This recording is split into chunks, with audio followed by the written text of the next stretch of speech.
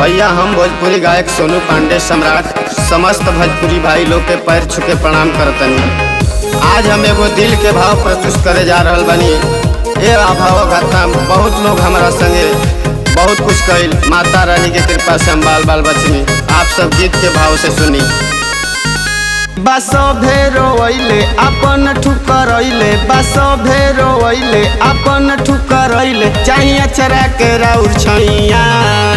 कब अइबू हमार मैया, कब अइबू हमार मैया, कब अइबू हमार मैया, कब अइबू हमार मैया।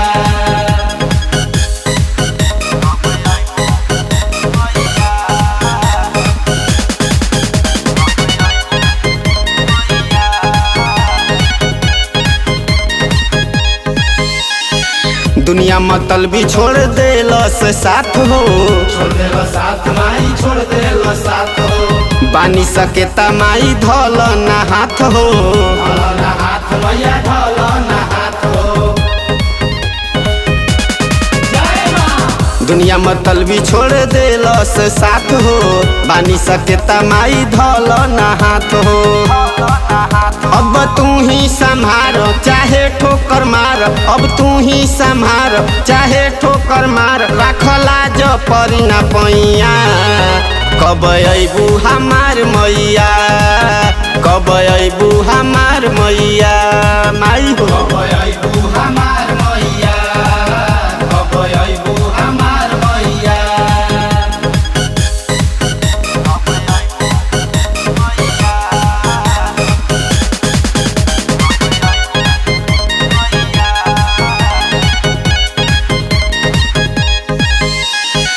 रहिया देखाव कहाँ हम जाई, माई कहाँ हम जाई। नैया के पार हमरा करए माई, करए माई पार करए माई। रहिया देखाव कहाँ हम जाई, नैया के पार मोर करए माई। बानी हम हो बेहाल बिगड़त हाल, बानी हम हो बेहाल बिगड़त हाल, ऐसे ऐनी मंदिर थैया। कब अइबू हमार मैया, कब अइबू हमार मैया, कब अइबू